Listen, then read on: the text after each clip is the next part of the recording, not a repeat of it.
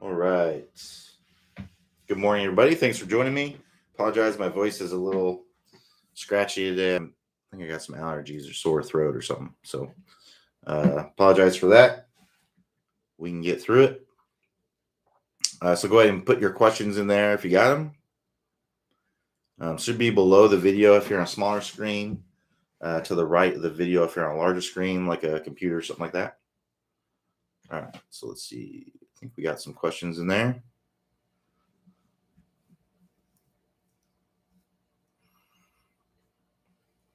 People asking questions at 3-4 o'clock in the morning. All right, so MC says, I have started using a TrackMan. Can you please give us what are the important data to look at for improvement? Just to give you a couple things would be the main things are face angle and club path. Those would be kind of the main things. That's going to determine the ball flight. TrackMan doesn't really tell you. Actually, I think TrackMan may have just started showing strike location, but it doesn't tell you ground contact. It kind of gives you angle of attack a little bit. We definitely want to have a negative angle of attack for shots off the turf, and positive for shots with the driver off the tee. If you have positive angle of attack with the iron, that means that you're getting up on it. Means that basically you're going to be chunking or thinning it, topping it. So we want to have a slightly downward angle attack. We want to have our face pretty close to square, our path pretty close to square. Those would kind of be the main things that I'd be looking at. Now, if you want to have a better understanding of all the impact variables, or club head speed would be another one, ball speed would be another one. But if you want to have a good understanding of all the impact variables, TrackMan actually offers a free education on their website. It's called TrackMan University. So if you just do a Google search for TrackMan University, it's a really cool interactive training that you can do. It's 100% free. At least it was last time I saw. So yeah, check it out if you're interested in learning more about the data points. Outside of that, I just recommend working with an instructor to kind of know what data points you need to be working on. All right, so Nick XK150 says, Nick UK, hi, have you any drills to stop coming over the top when under pressure? Well, as far as drills to come over the top, what I'd recommend doing is working through our 20-minute shallowing fix, because that's essentially the opposite of what over the top is, right? Shallowing out the club, right? If you're coming over the top, that means that you're coming out like this. If you're shallowing it, then it means you're coming down like this, right? So the 20-minute shallowing fix would be where you want to be. But as far as under pressure, what it comes down to is just putting yourself in that situation more. And you have to get better at doing it in your practice, right? So it really reminds me of a quote from Tiger. Tiger said, first, I understand what I need to do. Then it looks better. Then it feels better. Then it performs better in practice. Then on the course. Then finally in a tournament, right? So in a tournament, that's where the most pressure is going to be, right? When you're on the course and you're just playing, right? Maybe you're playing with some buddies. That's the second most pressure, right? When you're in practice, there's really hardly any pressure at all. There's at least some pressure when you're playing with your friends, because you don't want to, you don't want to come over the top when you're playing and stuff like that. But in tournament, that's where the most pressure is. So basically, you got to get to where you're really good at doing it all through there and putting yourself in those pressure situations more often, and you'll get better with it, right? So it's kind of like what we saw, what we see with a lot of players, right? We see these up and coming players. I think right now, Will Zalatoris is one of those guys.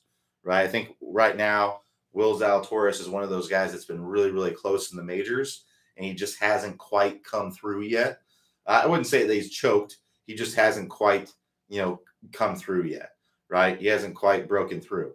So he's going to get, the more he puts himself in those situations, climbing the leaderboard or near the top of the leaderboard on a Sunday, he's got to have more chances to break through. We saw it with Jordan Spieth, right? Jordan Spieth, I think he threw away 2 Masters, basically, more or less choked. I think he would probably say that he choked, in the Masters before he won the first one, right? So that's you just got to keep putting yourself in the situation, and the more you put yourself in the situation, pressure is a very hard thing to recreate in your practice. It's dang near impossible to recreate. Like true pressure is very, very difficult to recreate in your practice. So it's really just about playing in a lot more competition, putting yourself in those situations a lot more often. You're going to go through some hard times. You're going to go through some struggle, right? But the more you put yourself there, the better you're going to get at it, the more comfortable you're going to be with it, right? All right, so let's keep going. So Mike says, good morning, Q. I'm struggling with my fairway woods. I get different opinions about ball positioning and swinging on the fairway woods to make a contact. Please give me your take on using wood. So it's hard for me to say exactly what your issues are. So if you know what your ball flight contact issues are, I can really help you with that. But generally what I see is people play the ball way too far forward with their fairway woods. Because the reason why that's an issue is that, when we're hitting fairway woods, assuming you're talking about hitting fairway woods off the fairway or off the ground, right? We have to have a downward angle of attack on the ball, right? We talked about angle of attack earlier. So what that means is I need this club to be traveling in a downward direction when it gets to the ball. And the reason why that's important is because if it's not, then it's going to be almost impossible to make ball first contact, right? And the ball first contact that you might make may be really low on the face or high on the ball and result in a top shot or a really thin shot.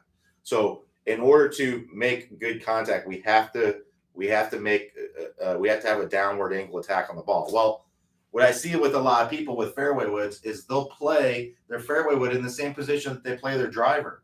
Well, with our driver, right, we're hitting it off of a tee. It's elevated. I can hit up on that ball. There's space underneath the golf ball to be able to hit it. But with a fairway wood, now if you're hitting a fairway wood off of a tee, that's completely different, right? But if you're hitting the fairway wood off of the ground, off the turf, there's not a lot of air underneath the ball. The ball might be sitting up on a really nice lie, and you might have a little tiny bit of room to be able to hit up on it. But for the most part, that ball is not going to be. It's going to be sitting flat on the turf. You're going to have to hit down on it.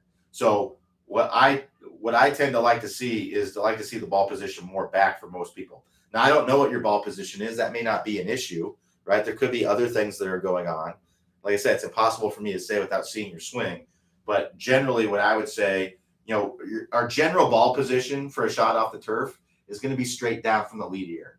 And where that puts it is just a little bit forward of the middle of the stance. And for a fairway wood, I would just play it slightly. You could play it there, or you could play it slightly forward of there. So just kind of give you, I think people overcomplicate the ball position stuff way too much.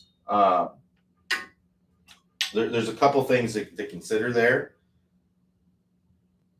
And for most people, they're going to benefit from having the ball position more back in their stance. I see so many golfers play the ball way too far forward in their stance. And it might be because they see tour players playing the ball more forward in their stance. Well, if you don't have the swing of a tour player, then it's probably not going to be the best place, right?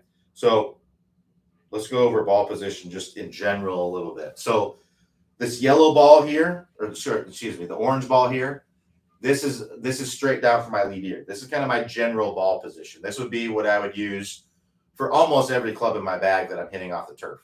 So pitching wedge up through, I would say, 6 iron, 5 iron. I'd be playing in this ball position. This back ball position, which would be basically the middle of my stance here, this back ball. So that's one ball back, right? This would be the ball position that I would use for my wedges. And the reason why I use, and you can use the same ball position for your wedges as the orange ball, but the reason why I use the back ball position, or this basically middle of the stance ball position, is because for a wedge, I'm trying to hit it a little bit lower, right? So having the ball a little bit more back in my stance allows me to do that, allows me to get a little bit more shaft lean at contact. I want to hit a low more controlled kind of shot. And it also allows me to hit down on the ball a little bit more, which can help me get a little bit more spin. So lower ball flight, more spin. That's what I like with wedges. So that's why I play it slightly farther back. But you can play it if you want to have a little bit higher ball flight and have a little bit less spin, then you can play it more forward in the stance. It wouldn't necessarily lead to less spin, but it definitely usually lead to a little bit higher of a ball flight. And then this ball that's ahead of the orange ball, that's where I would play my fairway woods, right? Fairway woods, maybe a hybrid. Hybrid I might still play kind of in this position, but that's, you can see that's not very far forward in my stance, right? Now the camera angle may make it look like it's more forward in my stance, but this is just forward of the middle of my stance, right? And then that's one ball forward of that. My driver, right? I don't have another ball, but basically my driver would be, basically right in that area, quite a bit more forward, right? Because I'm hitting up on the ball. So play around with that. And the easy way to kind of find out is to just go and hit your fairway wood from different ball positions. Put it way back in your stance and see what happens. Put it way forward in your stance and see what happens. Put it anywhere in between there and see what happens. And that's generally what will give you a good idea of where your ball position should be. So yeah, the reason why I play the ball a little bit more forward with the fairway wood is that fairway woods don't have a lot of loft on them. So it helps you to come in a little bit more shallow and get the ball a little bit more up in the air. But you don't want to have it so far forward that you hit it low on the face, or you top it, or you can't hit down on it and make ball first contact, because that's just going to make you have poor contact. All right, let's keep going here. So Denny H says, I work very hard in the gym to keep my core strong. My swing speed is 108-ish, and I hit a fairly long ball. My problem is that my hips can get fast and ahead of my arms on my turn, producing a long slice. I would prefer to keep my length off the tee without slowing the hips down. Is there a drill to get the arms and shoulders to keep up with the hips? I'm not sure if the problem is the hips being too fast on the upper turn being too slow. Sounds to me like you're just coming over the top is what it sounds like. So you're basically going like this is what it sounds like, and that's getting the club coming over the top. So what I'd be working on is getting those arms to work down in the correct way by getting that right arm more underneath and more tucked, almost like if you were to throw a ball sidearm, right? If you were to throw a ball sidearm, right, you're going to have your hips are going to be turning through, right? But your arms are going to be working through. That's the same thing we're doing with the club. We're essentially throwing this club into the back of the ball, right? So we want to have that same sensation as if we're throwing a ball. So it's that kind of sounds like what you're doing to throw a ball is you're getting it back here, and then you're trying to turn and your arm gets way behind you. That's not going to be as fast. You want to have your elbow kind of leading, have your body opening up, and then you let it go, right? So this is what we talk about in the 20-minute shallowing fix. That's what I'd recommend you go work through is a 20-minute shallowing fix and work through that chopping sequence, right, that Clay talks about in there to get your arms working correctly. So that way, that's good that you have fast hips, but we want to get the arms working correctly with that, and the 20-minute shallowing fix is to help you do that and get the club shallowing out. So if you want to check out that course, click the instruction tab, then click the 20-minute shallowing fix and get started on those drills. All right, so Joe K says, hi, Q, struggling with approach shots around 100 yards with a tight lie. Too often I hit these shots very fat, maybe 20, 30 yards. Any idea what some of the causes and how to fix? Yeah, so basically your club is bottoming out before the ball, most likely is what's going on. And, with a wedge, you can't get away with it as much for a couple of reasons. One, the swing arc is smaller, right? So our angle attack is going to be steeper. And then with that, what we also have with the wedge is we have a sharper leading edge, right? We have this sharp leading edge, and that's going to tend to want to dig. So, you have less margin for error with a wedge. You got to be hitting the ground in the right spot, especially if you have a tight lie. So what you need to do is you need to get the low point of your swing arc ahead of the golf ball. So, like I said earlier, ball position, I like ball position to be about the middle of the stance. For wedges, I also like to narrow my stance. And the reason for that is it helps to keep you more centered, right? If I have a wider stance, I'm going to shift more, right? And the low point of my swing can change more. If I have a narrow stance, I'm going to stay more centered, right? I'm not going to slide very much because I'm going to get outside my feet. I'm going to stay more centered, and it makes it a lot easier to control my low point. So I like to have my feet, for pretty much all wedge shots, I like to have my feet pretty close together, roughly around in this area. For shorter wedge shots, I like to get them even closer together. But for a 100-yard wedge shot, I'm going to be around in this area, pretty narrow with my stance, and that helps me to stay more centered.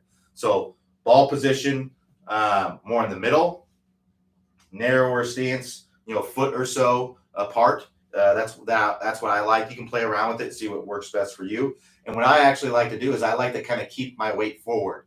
I'm going to have my most of my weight on my lead foot, and then I'm going to kind of keep it there, right? So that way I can get a good downward angle of attack on the ball. I'm actually going to get my body kind of out in front a little bit. I'm going to imagine like I'm hitting the ground back here.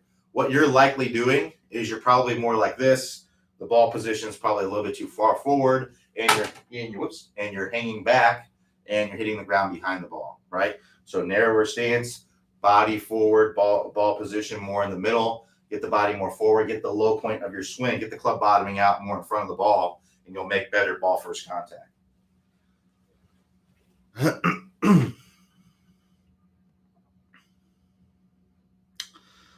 So Al B says, "Hi Q, this is my first question ever."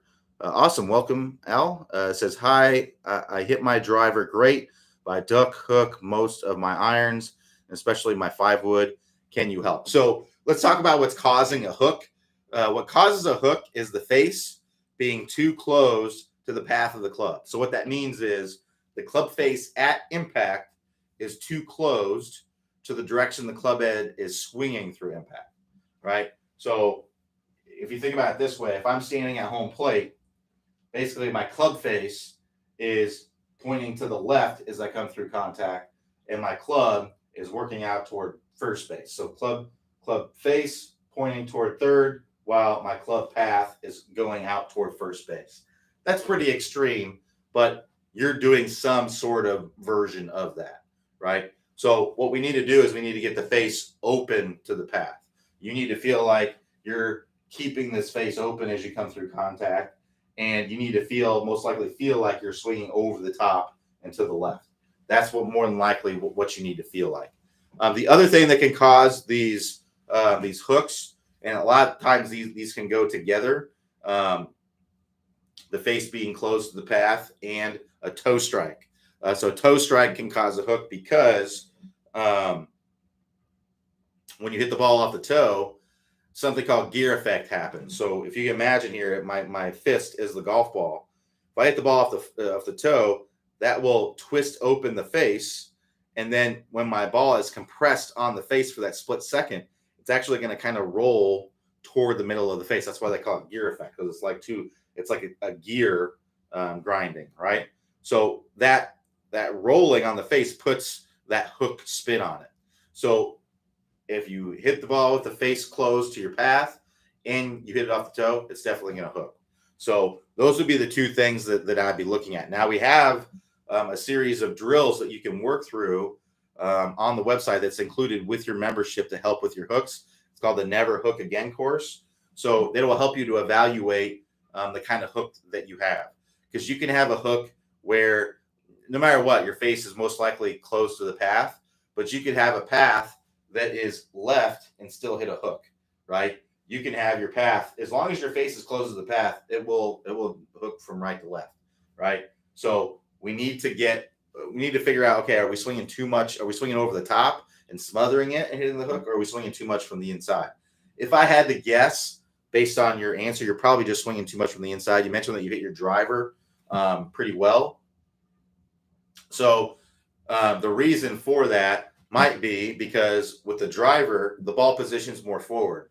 So the club is going to tend to want to work more to the left by the time it gets to the ball, right? And that can help kind of straighten out your path and you're getting your face pretty square to that path. But with your other clubs, you're probably swinging too much from the inside because the ball position is. Now, I'm not saying move your ball position more forward because it will make it more difficult to make ball first contact. But you probably just need to get the path, on those other clubs. You need to get the path a little bit straighter. All right. So if you want to check out that Never Hook Again course, click the house icon at the top of the page. That's going to take you to the home page. And then you can scroll down on the home page there. You'll see a list of all the courses. Select the Never Hook Again course and get started on those drills. All right, let's keep going. So Mike says, I've noticed that on chip shots, the ball impressions grass marks on my wedges is out closer to the toe than it should be. I think this is causing me to hit it weaker than I should be and to the right of the target. How do I hit consistently in the sweet spot on chip shots? So basically, if you're consistently hitting the ball on the toe, just try to hit the ball on the heel. Try to change your intention on your chip shots to hitting it off the heel. Because right now you're trying to hit it in the center of the face, but the reality is that you're hitting it off the toe. So you need to adjust your feel to get the desired result that you want. So try to hit the ball off the heel, and that will more than likely move the strike more in the center. If you still hit it off the toe, then exaggerate it more. You may need to feel like you're hitting it off the hosel. Now, you're probably not going to need to do this forever, right? Because eventually your feel is going to become real. You're going to adapt. We're human. We adapt to things, right? So what will likely happen is eventually you'll start hitting the ball off the heel. And at that point, you can just go back to trying to hit the ball in the center of the face. Now, one thing that I commonly see with chip shots is people will tend to come over the top, right? And that will lead to toe strikes. That can lead to toe strikes because you can see how when I come over the top, my hands are kind of moving toward me, right? And that gets the toe more into play. So if you're having trouble, if just trying to feel like you're hitting it off the heel doesn't get the strike in the center of the face, then you may want to feel like your hands are moving more out away from you when you're coming down. So instead of feeling this, you may want to feel more from the inside and more out away from you to get that strike more in the center of the face. So Denny H says, is there a lot to know about working on these drills at a range using range balls and then using a tour ball for the course? Is there a lot to know? Is there a lot to know about working on these drills at a range using range balls and then using a tour ball on the course? I don't understand the question. Is there a lot to know? I mean, the balls are going to curve. So Denny, I assume you're talking about working through the 20-minute shallowing fix. The balls should curve. Now, they may not go as far, but they should curve. You'll be able to do the drills fine. It really depends on the range balls wherever you are. I've been to places where the range balls are great, and I've been to places where they have limited flight range balls and they don't hardly go anywhere, right? But they will still curve, right? So if you're trying to work on getting rid of the over the top, working through the 20-minute shallowing fix, getting that ball to hook, you're just trying to get the ball to curve, right? Now, depending on what range you go to, they may not go as far, right? But the ball flight should be, should match pretty close to what, as far as curvature on the ball, it should match pretty close to, what you'd be doing on the course with the normal ball. And a lot of times those balls the range balls can be harder. So they may be a little bit harder to curve, but they're still going to curve, right? It's just going to be a little bit less of an amount. All right, let's keep going. So Brian M says, Q, what is the key to consistent middle of the driver contact? My big miss and the driver is hitting way on the bottom of the face. It really depends on, what the miss is, which you mentioned is bottom of the face. So I would say the number one key is mainly spine angles, right? If our spine angles are moving around everywhere, then it's going to be really difficult to hit it in the center of the face, right? So that's what we talk about in the Toss-V-Golf system. Is a stable fluid spine is the number one key to consistency, right? Because if our spine angles are leaning toward the target, then away from the target, or all kinds of things. If we're moving around everywhere, it's just going to be really difficult. We want to stay nice and stable. We want to get nice and angled away at dress. We want to be angled away at the top, and then we want to be angled away as we come into the ball. If we stay nice and stable with that, you'll have a much easier time hitting the ball in the center of the face. So what I would try to do, I'd look at your spine angles and make sure you're good to go there, and maybe work through the stable fluid spine course to make sure that your spine angles are nice and stable. But what you can also do is just try to hit the ball higher on the face. Right now you're trying to hit the ball in the middle of the face, but you're hitting it low on the face. So trying to hit it off the top of the club, right? Maybe trying to hit a pop-up may get it more in the center of the face. Oftentimes when I see people struggle with hitting it thin, what they're typically doing is they're releasing the club early. They're, basically they're coming into contact, right? They're kind of standing up out of it and releasing it early, and that gets the strike on the bottom of the face. That's a lot of times that's what's happening. So, but that can have a lot to do with your spine angle, right? If you're coming in, you're kind of standing up and then flipping, right? Your spine angle isn't going to be in the right position. So working through the top speed golf system can get you more in the center of the face. But outside of that, it's really just about adjusting your feel, really staying in there, trying to hit the ball off the top of the face to get it more in the center. So Danny H says, yep, spinning the ball, working on a draw fade, stopping the ball on a green. Yeah, those balls may not spin as much, so it's not going to probably stop on a green as well, and they may not have quite as much curvature but they'll still curve. They'll still have some spin, right? They're definitely it's not going to take off so much spin that it won't curve. It'll still curve.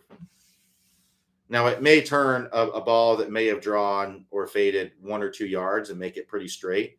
But if you're significantly curving the ball, which you should be when you're working through the 20-minute shallowing fix, it's going to be pretty obvious whether it's curving or not. It should be pretty obvious. All right, let's keep the questions coming. We got about 30 minutes left.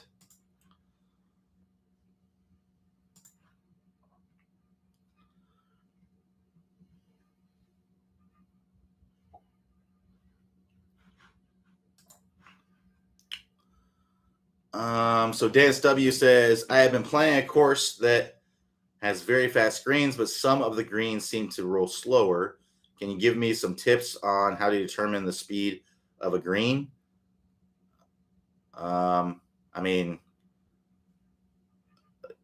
Also, I can land a shot before the green, but the ball takes off and can roll 30, 40 yards once it reaches the green.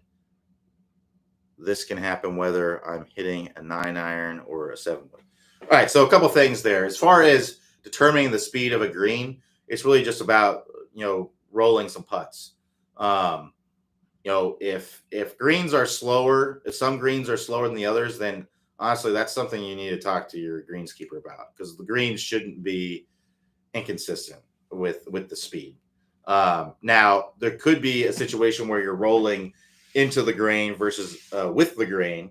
That could be what you're experiencing. But if some of the greens have longer grass than the other ones, then and they look the same, right? It's not like a bare spot on the green or something like that.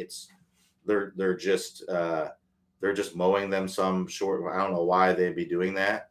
But that'd be something maybe to talk to your greenskeeper about. But if I had to guess, more than likely what's happening is you're rolling into the grain and it's slower, and with the grain and it's faster. So the way that you can kind of tell the grain is, one, you can go look at the hole. So if you go look at the hole, one side of the hole is going to look rougher than the other side of the hole. So the side that's rougher, it's growing in the direction, right? The side that's cleaner, that's where the grain's coming from. So you can go and look at the hole. Now, keep in mind, that's just where the grain is growing at the hole. That doesn't mean that that's where the grain's going to be growing where your ball is or along, because the grain can change directions on a green. So a way you can kind of look at it is the way that the sun is shining on it. If it's more duller, right, you're into the grain. If it's shinier, then you're with the grain. If you ever watch, golf on TV, and you know the greens may look kind of blotchy. Well, the reason they look like that is because they're grainy, right? And they look blotchy because the grain, if it's shinier, then it's going to be, you're going to be looking at where you're from an angle where it's growing with the grain. If it looks more dull, right, less shiny, then it's going to be into the grain. So determining that. So I would just go practice that. Practice where the grain, seeing where the grain is going. And, it's just something you got to practice to be able to know. But the grain shouldn't be different speeds, but they may roll a little bit differently depending on the grain. Then as far as the ball rolling out so much, so basically you just need to have a steeper angle of descent. So what that means is the ball is coming down at a steeper angle. So to get that to happen, you have to hit the ball higher. So there's a couple of ways to hit it higher. One would be to have more loft, excuse me. So if you have too much shaft lean, you're getting the shaft leaning forward too much, right? Then that can de-loft the club. The ball won't get up in the air very much, and it's going to roll out some. So if you don't want the ball to roll out, now granted, if you don't, that isn't necessarily a bad thing. It's just maybe something that you have to play, right? You have to understand, hey, your ball's gonna roll out, because you're probably gonna hit it farther having more shaft lean and having it roll out than having an early release and it's not it's not really going very far, but it's not rolling out very much. So on your longer shots, I would probably definitely work more toward having more shaft lean and trying to compress the ball and hitting as far as you can. But on the shorter shots, maybe like wedges and things like that, it may be better to have a little bit of less shaft lean, so that way the ball gets up in the air. The other solution to that is to have more club head speed, right? If you have more club head speed, if you launch the ball at the same angle, so let's say the ball is launching at this angle, right? Well, if I don't have a lot of club head speed, right, then my ball may get up to about this high and then start to fall out of the sky. But if I hit it with more speed at the same launch angle, it's going to keep climbing up in the air and it's going to have a higher apex, and then it's going to fall out of the sky. It's going to have a steeper angle of descent. So more club head speed would be another way to hit the ball higher and have less rollout. So if you want to check that out, a good place to work on that would be the 20-minute 20-minute distance fix. I'm talking about the 20-minute shallowing fix so much. The 20-minute distance fix to help you to get more club head speed. So to get to that course, click the instruction tab, then click the 20-minute 20-minute distance fix, and get started on those drills. Goes on to say, also, can you explain how the hands can be leading the driver face into impact, and yet you still want to be hitting up on the ball with a driver slightly? Understand that that forward ball position will help you hit on the ball based on the low point of the swing, but not hand position at impact being forward of the club face and still hitting up. Yeah, so I can have the club like this, and it can still be hitting up on it, right? So I'd almost look at it almost like a top spin forehand, right? I actually have a tennis track hit right here, right? If I'm hitting a top spin forehand, right, my hands are getting ahead, right? But I'm hitting up on it, right? It's the same kind of thing when you're hitting a golf ball. Now your hands aren't ahead a ton, right? Your hands are only going to be ahead of the ball, a few degrees maybe at most. For most players. Some players do. Dustin Johnson gets his hands quite a bit ahead, but most players are going to have them way ahead. So, but yeah, if you imagine this, right? The handle's way in front, and this club is definitely working up on the ball. And the reason why we want to do that is that reduces what's called spin loft. So spin loft is the angle that's between the loft of the club and the angle of attack of the club. So if I'm hitting up on the ball a lot and I'm de-lofting it, I'm reducing the spin loft. And why that is important is that reduces the spin. See, with a driver, we don't want to have, for most players, we don't want to have a lot of spin.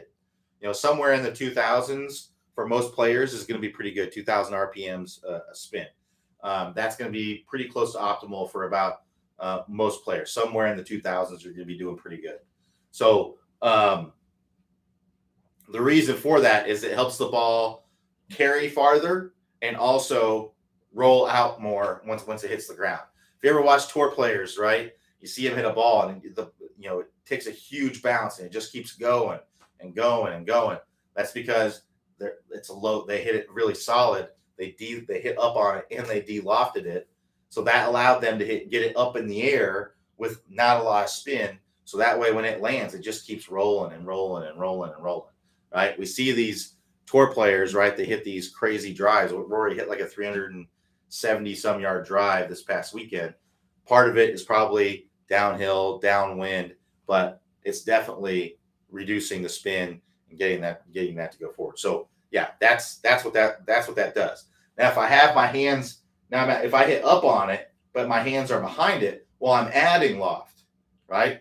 So that added loft adds more spin. So now I'm just hitting it high with a lot of spin, and the ball's not going to go as far, right? And it's not going to roll out as much. So that's why we want to hit up on it, get the hands in front, de-loft the face, and hit up on it. And that's going to help reduce with that spin loft and allow you to carry it farther and have it roll out farther.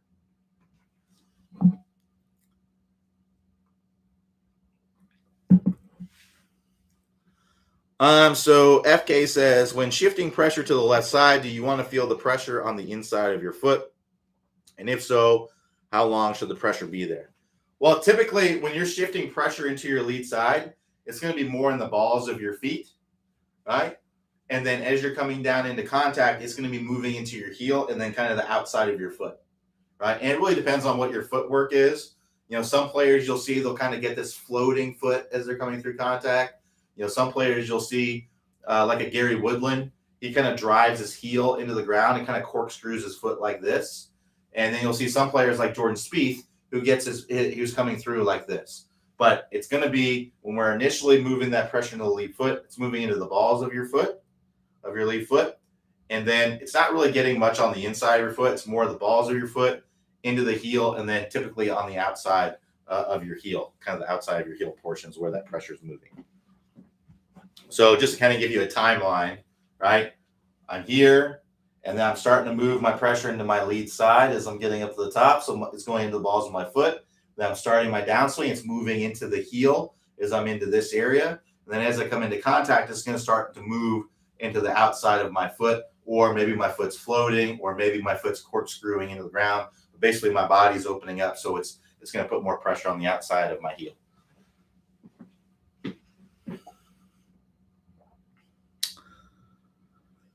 So Danny H says, I don't understand the difference of de-lofting the driver club face versus lowering the loft on an adjustable club. So when we say de-lofting, it's more about forward shaft lean, right? And if you're lowering the loft on your club, you're actually changing the physical. So it's basically there's two things there. There's static loft, and then there's dynamic loft.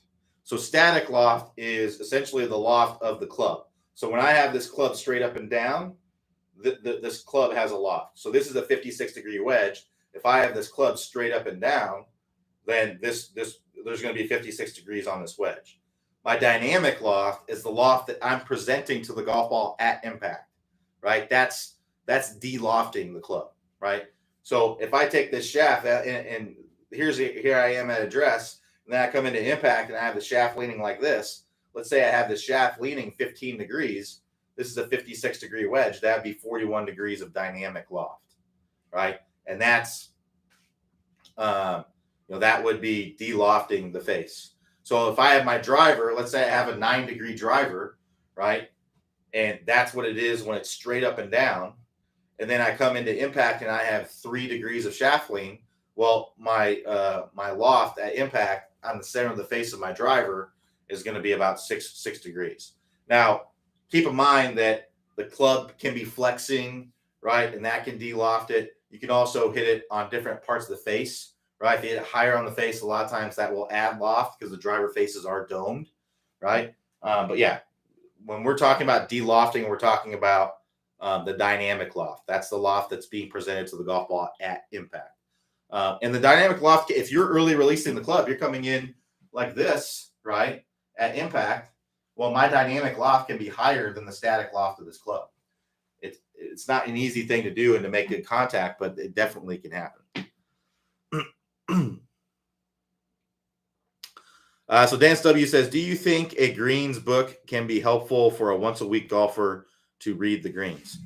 Yeah, I don't see why not. I mean, yeah, it can help you. I tell you what, if there's a course that you play quite often, it'd definitely be helpful to have a greens book to kind of know, okay, when I'm over here, this is kind of moving over here, and that sort of thing. Yeah, I don't see why it wouldn't. It's not gonna be as helpful for someone who plays more, right? Because they're gonna be able to remember those things, but it can definitely be helpful. I don't see why not.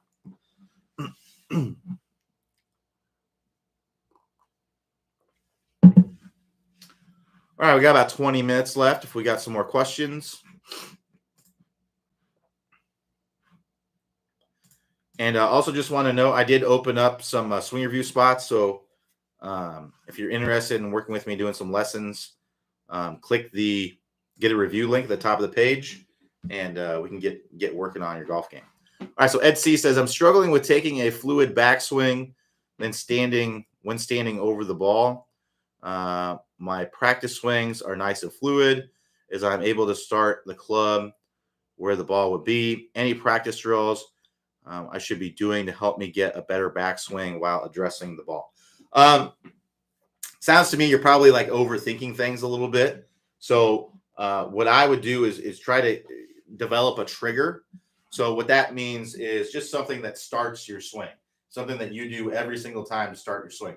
So, Matt Wolff is famous for having the trigger where he really opens his body up and then comes back and then starts the swing, right? If you look at Rory, he does a little bit of a rock forward and then he goes back. If you look at Dustin Johnson, right, he kind of straightens out his wrist a little bit and then he brings the club back. Some players, for me, my trigger is basically waggling the club and then addressing the ball. So for me, I'm looking at the target, I'm kind of waggling the club, right? And then I put the club on. Once I've waggled the club and put it back on the ground, that's when I start. And then I initiate the swing with a little bit of a move off the ball, right? So I kind of push pressure into my lead foot, then push pressure into my back foot, and then I start the backswing, right? So that's kind of my trigger. I'm visualizing the in my mind. I put the club down, and then there's a little bit of a counter move that I bring it back. That's my trigger. Your trigger could be kicking the knee in, right? Some players you'll see, Lee Trevino used to kick his leg in, So what I'd recommend doing is find something that starts the swing and practice doing that. And that can help you to have a more fluid backswing.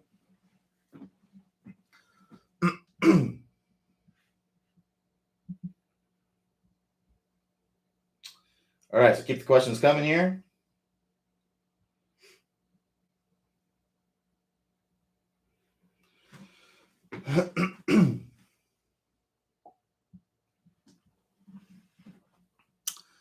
All right, so Mark A says, teeing off on par threes, teeing off without a tee seems to work better for me than using a tee. If the ball is teed up even level with the ground, my distance isn't consistent. Any tips? That's fine. You can do that. Really, the whole idea of teeing up the ball on a par three is just to give yourself a perfect lie, right? So it sounds to me like you're not really giving yourself a perfect lie. You're just kind of teeing it up to tee it up, right? Because other people tee it up. So when you're teeing the ball up on the par three, I would just imagine what the perfect lie would be if you're in the fairway and just tee the ball up to give you whatever that perfect lie is. If you can't do that, then don't tee it up. Then just play it off the ground. That's 100% fine. There's no rule that says that you have to tee the ball up on the tee box. You can absolutely just play it straight off the turf if that's what works best for you. I prefer to tee it up just a little bit, to get the ball just a hair elevated, because that to me, that's like a perfect lie, but you do what works best for you. So Danny A says, what is the best drill to be deadly from 100 yards in as far as putting it close. I mean, just practice the shot a lot. Practice hitting different distances. That's what I would recommend doing. Go to the range and don't hit at the same distance. Hit one at 60 yards, hit one at 80 yards, hit one at 50 yards. Then just get very, find the club that you want to use for that. Personally, for that kind of range, I like to use a 54-degree wedge. That gives me the right height and spin that I like. So that's what I would recommend doing. I would just work on different distances and vary that up. You're not gonna get very good if you sit there and you just hit a bunch of 80-yard shots, right? Because then what happens when you don't have an 80-yard shot, right? You need to vary your ability to do that, to develop a feel for it. So that'd be my favorite drill. A lot of these launch monitors, I know on SkyTrack is one of them. I know TrackMan. There's lots of launch monitors where you can give it like a yardage range, and you can tell it to give you a random yardage. And this is what I like to do, is I like it to give me like a random yardage, and then I have to try to hit it to that yardage, and then it tells me how close I'm getting, right? So that's a really good way to train it, is to hit just all kinds of different shots from that range.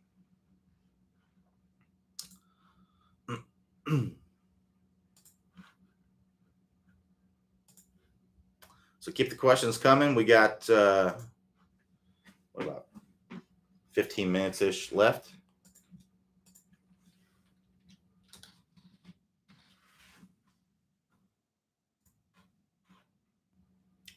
And again, just a reminder, I did open up some swing review spots. So if you'd like to join my swing reviews and get some lessons, I'd be happy to help you.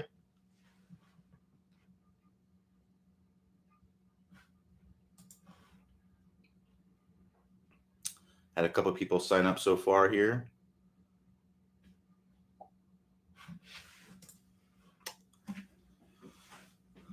So DSW says, I want to thank you all guys for the tips, great tips and videos. I recently watched the video about the proper way to grip a club. I made simple adjustment and I'm not hitting maybe 20 plus yards farther.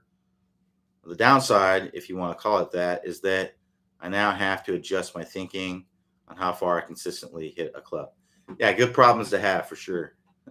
Thanks for sharing, Dennis. Appreciate that. So Keith W says, is there such thing as increasing driver distance by having the club face on the ball longer? Seems like my best driving days feel like this. Maybe has something to do with club face spring with woods. You're probably just hitting the ball in the center of the face. It's not necessarily on there longer. It just feels like it is because you're hitting it in the center of the face. It feels like a marshmallow smashing on the face. If you hit it on the heel, on the toe, the face will twist, right? And you won't feel, that ball kind of exploding off the face as much. It's more probably you're just hitting the ball in the center of the face, and that's what's causing it to feel like that.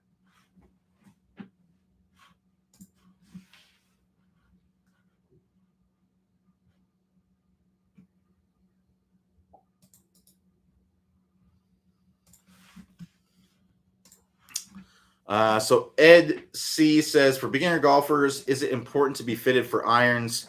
They had me hit off a plate, but I fear that if my swing is just incorrect, I don't want to get custom clubs to match my erring swing.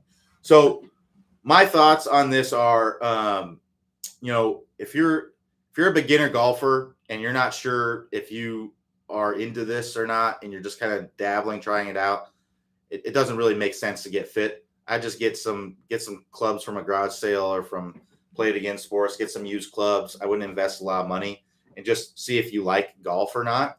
And then if you find that you like golf and you're in it, even if you're at a beginner level, it can definitely, if you can afford it and you have the means to do so, it can absolutely help. So it really just depends on the person. If you're into golf, because if you're waiting for the day until your swing is going to be perfect to get fitted for irons or get fitted for clubs, I have bad news for you. That day is never going to come.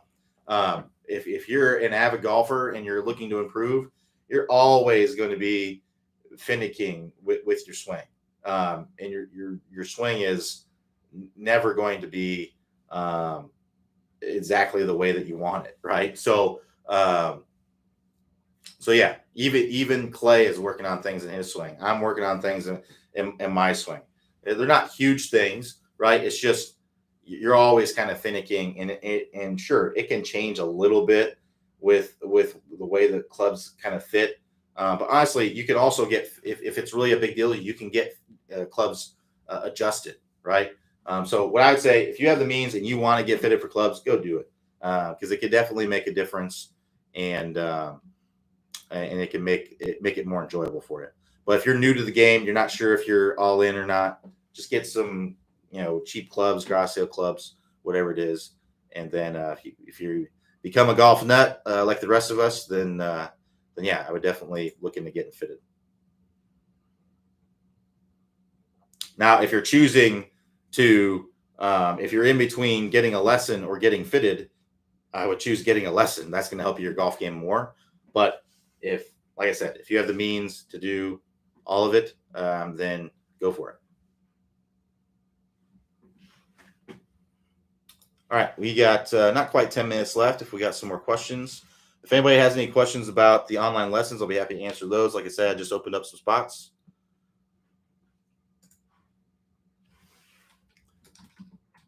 Just reaching out to the people that have signed up right now.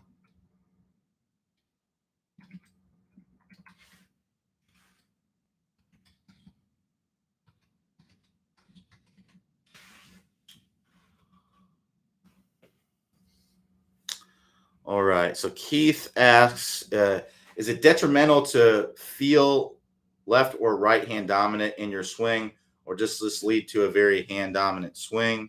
I mean, I wouldn't say no. I mean, feel is really relative. So what you feel in the swing, what I feel in the swing, Clay, Tiger, other people on this group, everyone's going to feel different things because it's all relative. So the way I would say is if you feel left hand dominant and you hit better shots doing that, then great. That doesn't mean that's actually what you're doing. It just means that feeling that is leading to good results. If you feel right hand dominant and that leads to great shots, then great. That doesn't mean that's exactly what you're doing. It could mean that is what you're doing, but if it's leading to good results, then fine. So golf is a game of adjusting your feel to get the desired result that you want, right? And feel is relative. So that question is, it's not, it could be, if you're feeling right hand dominant and that makes you hit the ball worse, then I would say that that's detrimental, right? It goes on to ask, can you fit clubs that you order standard fit, like black dot pings, for example, or are they non-adjustable? I mean, I would recommend going somewhere and getting fit and then having the manufacturer build the clubs for you. I mean, you can get clubs bent. You can order like standard clubs and then bring them to a club fitter and get them bent or things like that. But that's not what that's not really what the club fitting process is. It's not just getting the right lie angle. It's about the right club head, the right shaft, and things like that. So if you just buy standard clubs without being fitted, you don't know if those are really the best clubs for you, right? You don't know if the ping, whatever you get, whatever shafts you get, whatever heads you get, you don't even really know if that's the best thing for you. So when you get fitted, they're going to find the best head. They're going to find the best shaft, the best grips, the right length. That's the other thing too. If you're buying standard length clubs and you need longer clubs, well, now they got to take the grips off and they have to put extenders in there, which isn't ideal. I'd rather just have the actual length of the club. So yeah, I don't recommend doing that. I recommend going and getting fitted. Now, if you're wanting to get fitted and save some money, what you can do is a lot of places offer free fittings if you buy the clubs from them. So that's one way to go. I think PGA Superstore does that. Some places like Club Champion, you have to pay for the fitting. You can buy the clubs from them, but you can also get a fitting from them and then find everything that you need and then go online and try to find used clubs that match your fitting, right? That could be an option as well if you want to save a little bit of money. So Jeff says golf club fitting is important and available. What about choosing the right golf ball? So my view on golf balls is that most people are way too infatuated with finding the right golf ball. Honestly, all the golf balls really go the same distance off the driver. They pretty much go all the same distance. There's not going to be much of a difference. And the ones that go farther, we're talking like a couple yards farther. It's not much. It's not much of a difference. The big difference that you're going to notice between golf balls is around the greens. So like a softer cover golf ball, like a tour golf ball, it's going to feel softer around the greens, and you're going to be able to get more spin with it. That's really where the big difference is. So what I would say is if you want more spin, you want softer feel around the greens, I'd recommend getting a tour caliber golf ball. So basically any golf ball that a tour player uses is going to have that feel. It's going to be able to spin. It's going to be able to, now some do spin more than others, but it's not a huge difference, right? It's not like the Pro V1 spins so much more or less than the TaylorMade TP5, right? Those are both very high caliber golf balls that spin, pretty close to the same. One may spin, I don't even know, one may spin more than the other, but it's not going to be like a huge difference. So there's that. And like I said, if you have the means, I would get a tour caliber golf ball. Even if you don't have the means, Snell golf balls, Snell MTB golf balls, they are tour level golf balls. They're like $30 some a dozen. That's usually what I play. They're very good golf balls. They're performance wise, they're right up there with the Pro V1. My opinion, I haven't played the new Pro V1s, but the Pro V1s from like last year, the year before, those were some of the best golf balls I ever played.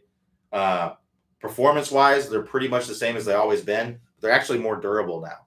So yeah, I found them to be a little bit more durable. Used to be in the past, you play a Pro V1 for 6-7 holes, it's done, right? You hit a couple wedges with it, the ball's done. Whereas now, you can get through a whole round with a Pro V1 and it'll still look pretty good. So if money is not an issue, I'm getting the Pro V1s. Like I said, I'm not sure what year it was. I assume the ones that are from this year are just as good, if not better, as far as durability is concerned. But that's the kind of the thing that I noticed. But the Snell MTB Black, just as good in performance. They do kind of wear down a little bit like the older golf balls. Maybe they've improved it. I'm not sure, but the last batch they're very good performance-wise, but they pretty much were like all the other balls from a durability standpoint. After 6-7 holes, that they can get pretty scuffed up. So I would say that's the main thing that they're improving right now is more of the durability of the golf balls from what I can tell. And that's purely anecdotal. I'm not plugged into the industry or anything like that, the golf ball industry. But if you lose a lot of golf balls, I don't recommend spending, unless you just don't care. I don't recommend spending $50 a dozen on golf balls. Get the $20 a dozen golf balls. They're not going to spin as much around the greens, but it'll be a little bit easier on your wallet. If you want something in between, you want a tour caliber golf ball, then I would go with the Snell. The MTB Black is a really good one. All right, so we got one more. Got time for one more question here. So Brian M says, seems like when I shift my weight to my left side with my driver, my club lags behind and I hit it to the right. How do I either slow down my turn or speed up my club moving through the hitting zone? Do I keep my back to the target longer than snap through?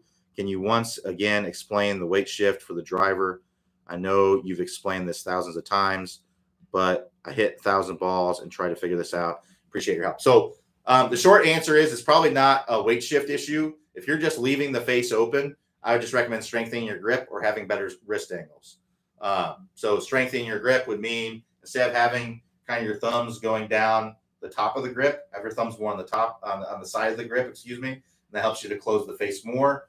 The other thing would be to have stronger wrist angles. So bowing the lead wrist, extending the trail wrist. So as you see, when I'm coming down, that closes the face down, and that can help you with that. As far as explaining the weight shift, I'm going to do this really quickly because I do have to go and we're bad at time. Basically, I'm going to shift weight into my trail side right away. As I'm in this area of my backswing, this is where I'm going to be as far to my trail side as I'm going to be. I'm going to start moving into my lead side. I'm going to be about 50-50 at the top as far as weight distribution. So I've moved into my trail side. I might be 85-90% on my trail side by this point in the swing. As I get up to the top of the swing, I'm going to be more centered. Then as I come down into impact, I'm going to be 75-80% on my lead foot, right? And then as I come through into the full finish, I'm pretty much entirely on my lead foot with very little pressure in my trail foot. So that's basically the weight shift in a nutshell there. All right. Thanks, everybody, for joining me. We'll be back here tomorrow, Wednesday, 11 a.m. Eastern time. Everybody have a good rest of your day, and we'll talk to you next time.